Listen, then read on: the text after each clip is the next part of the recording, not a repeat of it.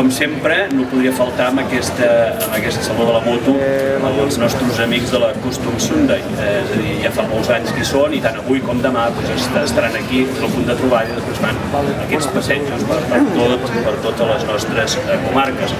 Agrair, com no, com podria ser la col·laboració que els amics de la Moto de Reus fan, no sols amb la Custom Sunday, sinó també amb la preparació d'aquest Saló de la Moto. I per acabar només voldria agrair en primer lloc la presència del senyor Joan Fonseré, director general del circuit Barcelona-Catalunya, que tinc la gentilesa d'estar avui aquí inaugurant. Ens deia que avui tenia altres també que l'havien convidat a fer també altres inauguracions, però la veritat és que avui està aquí i això és el que compta que el tinguem aquí.